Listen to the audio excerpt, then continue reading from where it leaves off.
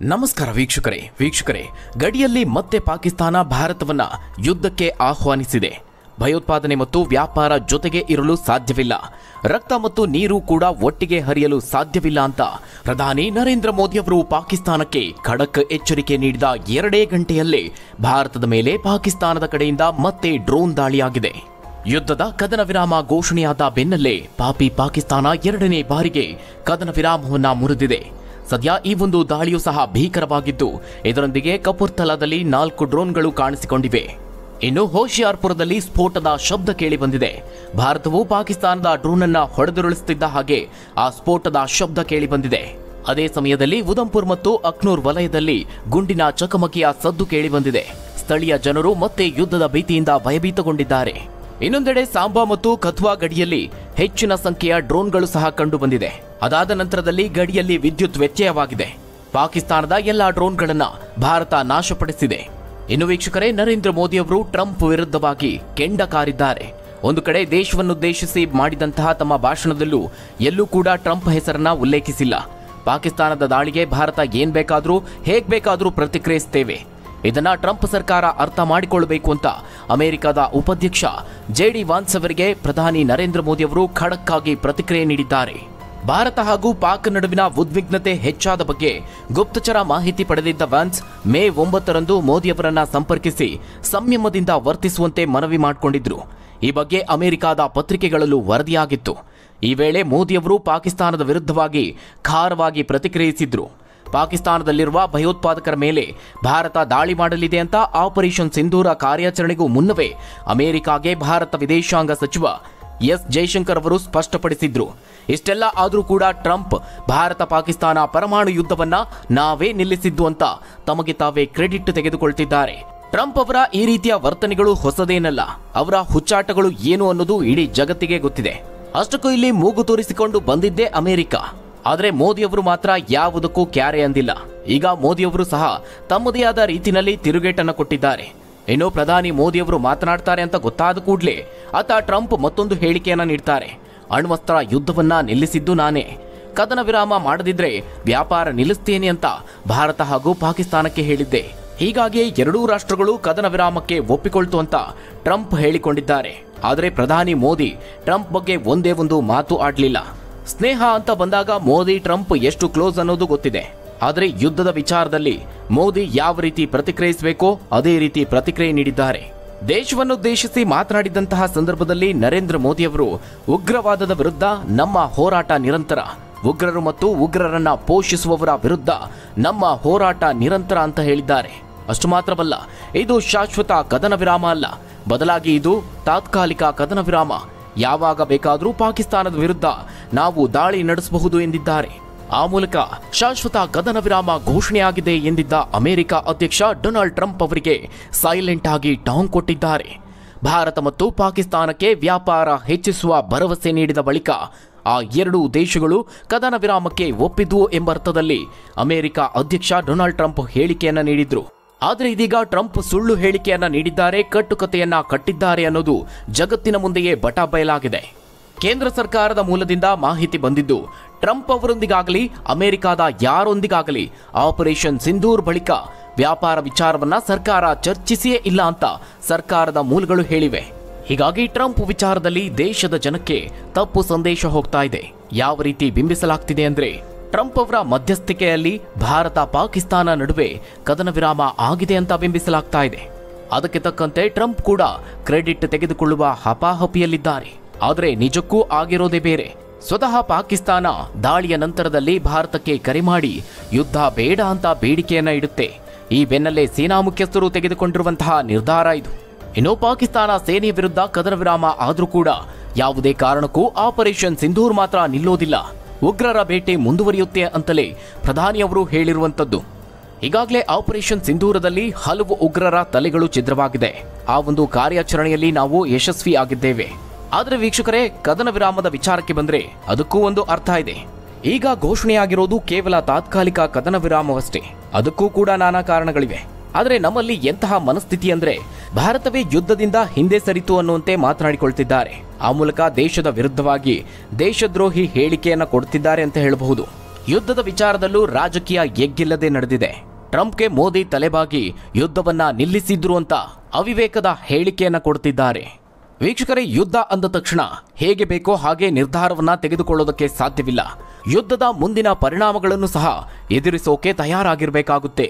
ಇದೇ ರೀತಿಯ ಸೂಕ್ಷ್ಮ ನಿರ್ಧಾರವನ್ನ ಭಾರತ ಈಗ ತೆಗೆದುಕೊಂಡಿದೆ.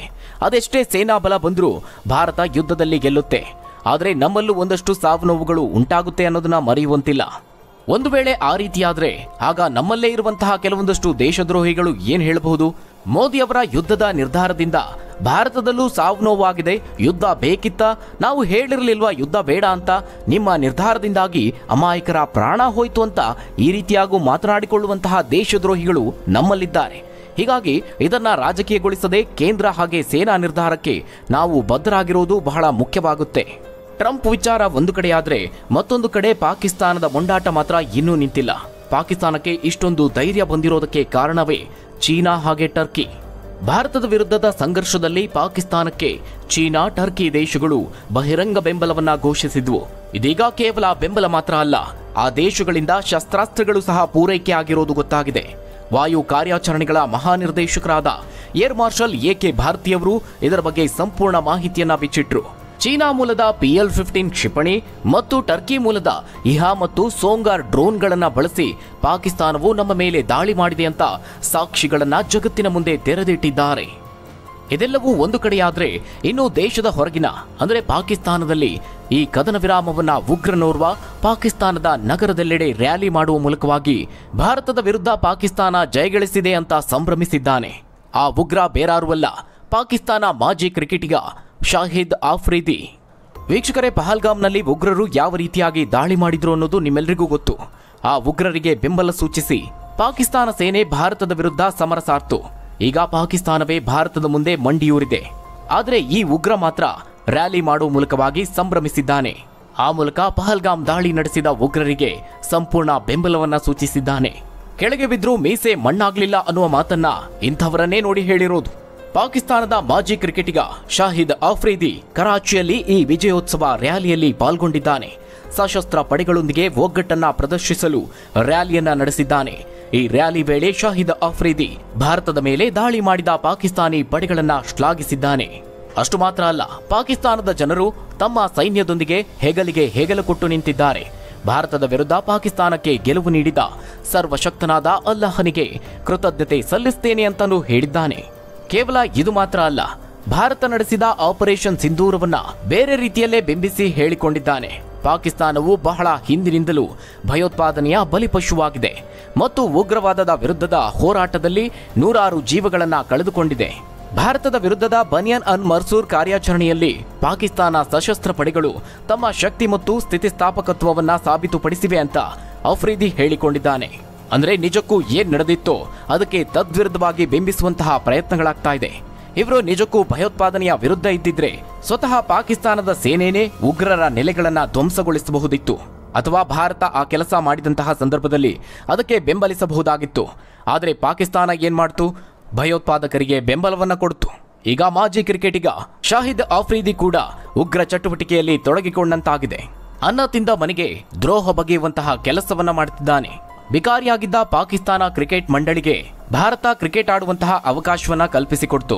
ಭಾರತದಲ್ಲಿ ಕ್ರಿಕೆಟ್ ಆಡಿ ಅದರಿಂದ ಬಂದಂತಹ ಹಣದಲ್ಲಿ ಶಾಹಿದ್ ಆಫ್ರಿದಿ ಅನ್ನ ತಿಂದು ಈಗ ಭಾರತದ ವಿರುದ್ಧನೇ ಉಗ್ರ ಚಟುವಟಿಕೆಯಲ್ಲಿ ತೊಡಗಿಕೊಂಡಿದ್ದಾನೆ.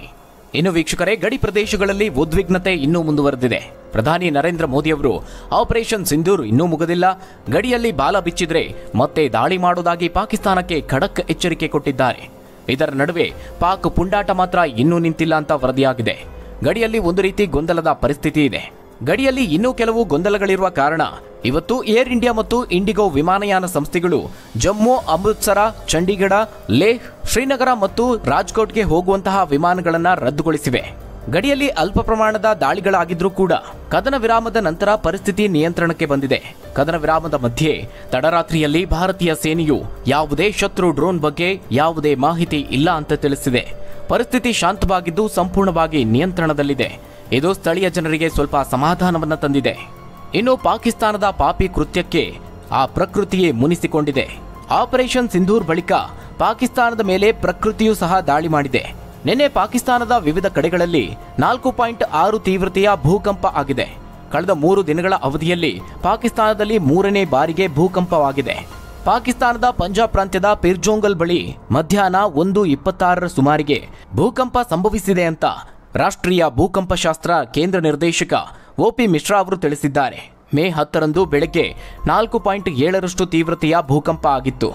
ಇದೀಗ ಮತ್ತೊಮ್ಮೆ ಭೂಕಂಪ ಆಗಿದ್ದು ಯಾವುದೇ ಜೀವಹಾನಿ ಆಗಿಲ್ಲ. ಆದರೆ ಹಲವು ಕಟ್ಟಡಗಳು ಮೂಲ ಸೌಕರ್ಯಗಳಿಗೆ ಹಾನಿಯಾಗಿದೆ ಅಂತ ತಿಳಿದು ಬಂದಿದೆ. ಇನ್ನು ಇತ್ತೀಚೆಗೆ ಭಾರತದೊಂದಿಗೆ ಸೇನಾ ಕಾರ್ಯಾಚರಣೆಯಲ್ಲಿ ತೊಡಗಿದ ಪಾಕಿಸ್ತಾನದಲ್ಲಿ ಕೆಲವು ಅಸ್ವಾಭಾವಿಕ ಘಟನೆಗಳು ಭೂಕಂಪಿಸಿರುವ ಬಗ್ಗೆ ಸೋಷಿಯಲ್ ಮೀಡಿಯಾಗಳಲ್ಲಿ ಪೋಸ್ಟ್ಗಳು ಕಂಡು ಬರ್ತಾ ಇದೆ. ಪರಮಾಣು ಪರೀಕ್ಷೆ ನಡೆಸುವ ಮಹತ್ವದ ಸ್ಥಾವರಗಳ ಮೇಲೆ ಭಾರತ ದಾಳಿ ನಡೆಸಿದೆ. ತದನಂತರ ಪಾಕಿಸ್ತಾನ ಪರಮಾಣು ಪರೀಕ್ಷೆ ನಡೆಸ್ತಾ ಇರೋದ್ರಿಂದ ಆಗಾಗ್ಗೆ ಭೂಕಂಪ ಆಗ್ತಿದೆ ಅಂತ ಕೆಲವರು ಬರೆದುಕೊಂಡಿದ್ರು. ಆದರೆ ಇದರ ಬಗ್ಗೆ ಸ್ಪಷ್ಟಪಡಿಸಿರುವಂತಹ ಇಲಾಖೆ ಪಾಕಿಸ್ತಾನದಲ್ಲಿ ಸಂಭವಿಸಿರುವುದು ಭೂಕಂಪವೇ ಆಗಿದೆ ಅಂತ ತಿಳಿಸಿದ್ದಾರೆ. ಹಾಗಾದ್ರೆ ವೀಕ್ಷಕರೇ, ಈ ತಾತ್ಕಾಲಿಕ ಕದನ ವಿರಾಮದ ಬಗ್ಗೆ ನೀವೇನಂತೀರಾ? ಟ್ರಂಪ್ ಸುಳ್ಳು ಹೇಳಿರೋ ಬಗ್ಗೆ ನಿಮ್ಮ ಅನಿಸಿಕೆ ಏನು? ತಪ್ಪದೆ ಅದನ್ನ ಕಮೆಂಟ್ ಮೂಲಕವಾಗಿ ತಿಳಿಸಿ. ಧನ್ಯವಾದಗಳು ವೀಕ್ಷಕರೇ.